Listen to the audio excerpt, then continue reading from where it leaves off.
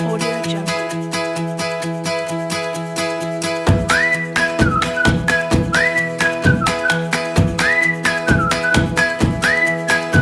Jungle. Assalamualaikum warahmatullahi wabarakatuh. Perkenalkan, nama saya Nurmila KI. Saya mahasiswa dari jurusan Pendidikan Sejarah Fakultas Ilmu Sosial Universitas Negeri Gorontalo semester 5. Baik, yang saya hormati dosen pengampu mata kuliah Sejarah Afrika, Ibu Dr. Anda Resmiati Yunus MPD. Di sini saya akan menjelaskan tentang sejarah Maroko yang ada di benua Afrika. Nama resmi kerajaan Maroko dalam bahasa Arab adalah Al-Mamlakah Al-Marabiyah yang bila diterjemahkan menjadi Kerajaan Barat. Wilayah yang dikenal dengan Maroko ini telah dihuni sejak zaman Neolitikum, setidaknya sekitar 80.000 sebelum Masehi. Di masa ini kawasan tidak tandus dengan yang dikenal sekarang. Di masa itu, kawasan ini tidak setandus yang kita kenal sekarang. Di zaman klasik, Maroko juga dikenal dengan nama Mauritania, yang namanya mirip dengan nama negara yang berada di Laut India.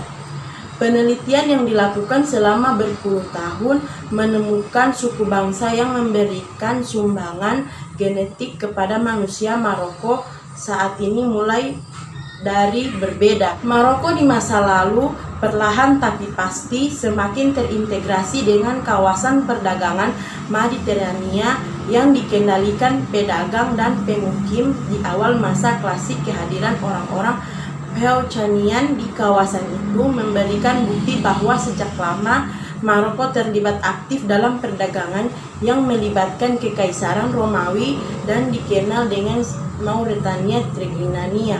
Abad ke-5, bersamaan dengan kehancuran Kekaisaran Romawi, kawasan ini jatuh ke tangan suku Vandals dan kemudian jatuh pada kekuasaan Yuni di Zionatium. Sepanjang masa ini, bagaimanapun juga, kawasan pegunungan Maroko tidak dapat ditaklukkan oleh pendatang. Wilayah di pegunungan tetap dikuasai oleh suku Barbar.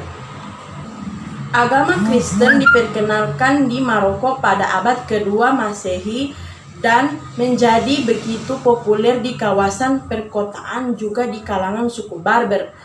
Abad ke-7, tepatnya pada tahun 670, pasukan Umayyah yang dipimpin Uqbah bin Nafi menaklukkan Afrika Utara. Orang-orang Arab membawa adat kebiasaan, budaya, dan agama Islam. Orang-orang Barbar beramai-ramai memeluk Islam dan beberapa kerajaan Islam berukuran kecil berdiri di kawasan seperti Kerajaan Nekor dan Kerajaan Bargawata. Keluarga Sadi dan dinasti Alwi berkuasa. Maroko menghadapi serangan dari Spanyol dan Kekaisaran Ottoman Turki yang bergerak ke arah barat. Alawi berhasil mempertahankan kekuasaan dan semakin kaya dibanding dengan sebelumnya. Walaupun mereka kehilangan banyak wilayah, pada tahun 1684 Alawi menginvasi Tangier pada kurun 672 hingga 727. Pemerintahan di bawah Ismail bin Syarif yang berlawanan dengan suku-suku lokal mulai membentuk suatu negara.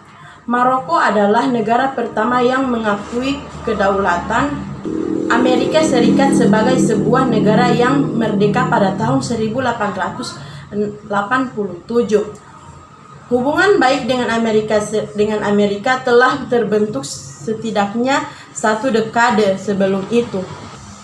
Ketika kapal-kapal dagang Amerika diserang oleh bajak laut pada bulan Desember 1777, Sultan Muhammad dari Maroko menyatakan bahwa semua kapal dagang Amerika yang melintas di Atlantik Utara berada di bawah perlindungan Maroko.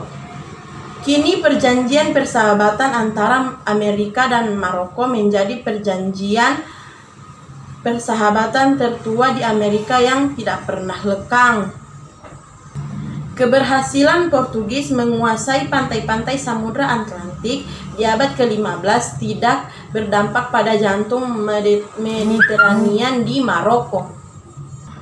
Setelah perang Napoleon, Mesir dan Afrika Utara perlahan tapi pasti melepaskan pengaruh Istanbul, dan bersamaan dengan industrialisasi Eropa, Maroko pun seperti juga seluruh wilayah Afrika menjadi kawasan yang begitu berharga dan penting untuk dikuasai.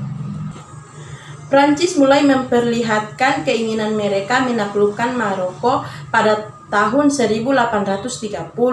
Kekuasaan Prancis di Maroko yang diakui Inggris pada tahun 1904 memancing reaksi keras dari Jerman.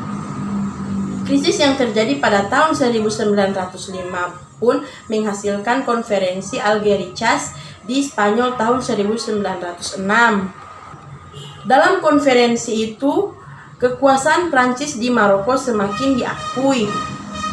Krisis politik di Eropa dipicu oleh perebutan pengaruh terhadap Maroko di Eropa kembali terjadi pada 1912 setelah Maroko dan Prancis menandatangani perjanjian Fez yang menjelaskan bahwa posisi Maroko berada di bawah perlindungan Prancis.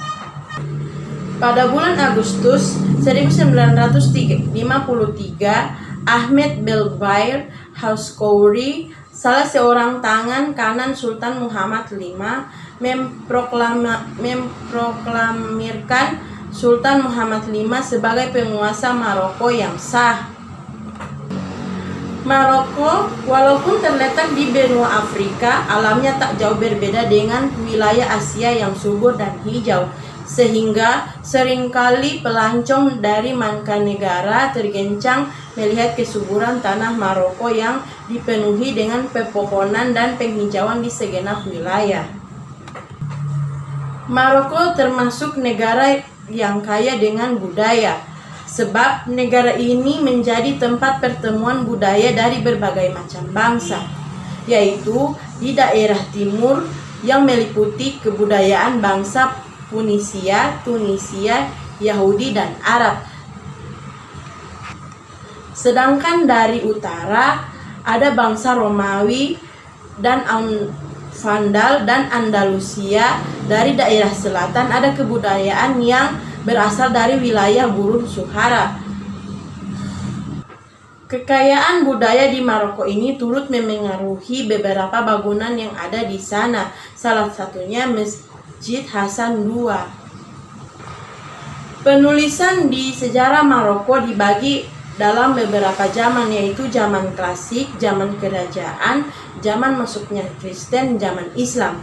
Zaman klasik Maroko juga dikenal dengan zaman Mauritania yang namanya mirip dengan nama negara yang berada di Laut India. Penelitian yang dilakukan selama berpuluh tahun menemukan suku bangsa yang memberikan sumbangan genetik kepada manusia Maroko saat ini mulai dari berbeda Yahudi dan Afrika. Sementara pada zaman